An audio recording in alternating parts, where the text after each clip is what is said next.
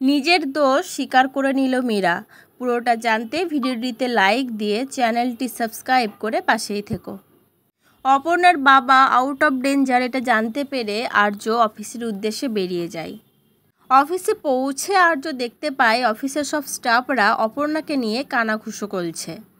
আর্য গিয়ে বলে, কি হয়েছে তোমাদের, এখানে কি ভাবছো দাঁড়িয়ে দাঁড়িয়ে? তোমাদের কি মনে হয় যে অপর্ণা চুরি করতে পারে? আনসার মি, কার মনে হয় যে অপর্ণা চুরি করতে পারে? উত্তর দাও আমাকে, এক্ষুনি বলো। সবাই তখন মাথা নিচু করে দাঁড়িয়ে থাকে। তারপর দেখতে পায় আর্য কেবিন থেকে মীরা তাদের দিকে তাকিয়ে আছে। তখন আর্য মীরাকে বাইরে ডেকে জিজ্ঞেস করে, মীরা তোমার কি মনে হয় অপর্ণা চুরি করতে পারে? এদিকে মীরাও কিছু না বলে মাথা নিচু করে দাঁড়িয়ে থাকে। তারপর আর্য বলে, তাহলে তোমাদের সবার মনে হচ্ছে যে অপর্ণা চুরি করতে পারে না, তাই তো? তাহলে তার বাড়িতে পুলিশ পাঠানো হলো কেন? তারপর কোনো ইনভেস্টিগেশন ছাড়া তার বাড়িতে পুলিশ পাঠানোর এত বড় অডাসিটি কার হলো? মীরা কিছু বলতে যাবে তখন তাকে থামিয়ে আর্য বলে, আমাদের কোম্পানি থেকে 10 লক্ষ টাকা চুরি গেছে, আর এটা অপর্ণাই নিয়েছে এমন কিছু প্রমাণ কি তোমাদের কারোর কাছে আছে? তোমরা কি প্রপার ইনভেস্টিগেশন করেছিলে? মীরা তখন বলে যে আমরা সারা অফিস খুঁজেছি কিন্তু কোথাও টাকাটা পাইনি। তখন আর্য বলে, বাহ, এইটুকুতেই হয়ে গেল? এইটুকু ইনভেস্টিগেশনেই তোমরা একজনকে চোর সাব্যস্ত করে তার বাড়িতে পুলিশ পাঠিয়ে দিলে? বাবা। আচ্ছা, তোমরা সিসিটিভি ফুটেজ চেক করেছিলে? আর সিসিটিভির কথা শুনেই মীরা পুরো চমকে ওঠে। তখন আর্য বলে, ওয়াও, গুড, তোমরা সিসিটিভি ফুটেজটা পর্যন্ত চেক করোনি? বাহ। কোম্পানি থেকে যখন কিছু চুরি হয়ে যায় তখন ইনভেস্টিগেশন করবো আমরা অফিসের লোকেরা ইন্টারনালভাবে, আর কোনোভাবে যদি এটা আমরা সন্ধান না পাই তবেই আমরা গিয়ে আইনের সাহায্য নেব।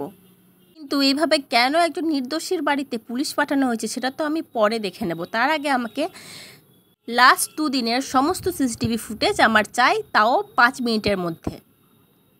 মীরা 5 মিনিটের মধ্যে এই 2 দিনের সমস্ত সিসিটিভি ফুটেজ নিয়ে আমার কেবিনে এসো তাড়াতাড়ি। এরপর মীরা যখন সিসিটিভি ফুটেজ নিয়ে আর্যর কেবিনে যায় তখন আর্য দেখতে পায় মীরা আবার রাতে অফিসে ব্যাক করে। আর্য তখন বলে, আমি জানতে চাই তুমি কেন আবার অফিসে ব্যাক করেছিলে? অপর্ণার কাছে চাবিটা দেওয়া ছিল, তার মানে তো এই নয় যে অপর্ণা চুরি করতে পারে। চাবিটা তো তোমার কাছেও ছিল মীরা। মীরা তখন কাঁদতে কাঁদতে বলেই ফেলে যে আমি চুরিটা করেছি, এটা আমার ভুল। তখন আর্য তার দিকে তাকিয়ে বলে, কি ভুল করেছো সেটাই জানতে চাইছি। এরকমটা হোক আমি চাইনি, বিশ্বাস করো। আমি শুধু চেয়েছিলাম যে অপর্ণার কেয়ারলেসের জন্য অর্ক যাতে ওকে অফিস থেকে বের করে দেয়, ব্যাস এইটুকুই। এর থেকে বেশি আমি কিচ্ছু চাইনি, বিশ্বাস করো। আমি তো শুধু টাকাটা সরিয়েছিলাম, ওর বাড়িতে কি করে টাকাটা গেল সেটা তো আমি কিছুই জানি না। এটা শুনে আর্য অনেক বেশি রেগে যায়। এখন দেখার এটাই আছে যে আর্য কি আসল অপরাধীকে খুঁজে বের করতে পারবে, কারণ আমরা সবাই দেখেছি যে মীরা টাকাটা চুরি করেছে ঠিকই, কিন্তু তার কেবিন থেকেও টাকাটা পরে খোয়া যায়।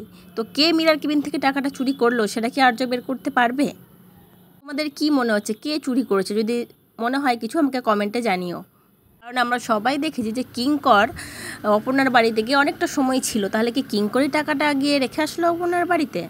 পরবর্তী আপডেট পেতে ভিডিওটিতে লাইক দিয়ে চ্যানেলটা সাবস্ক্রাইব করে পাশের বেল আইকনটা বাজিয়ে পাশেই থেকো। সবাই ভালো থেকো, সুস্থ থেকো, ধন্যবাদ।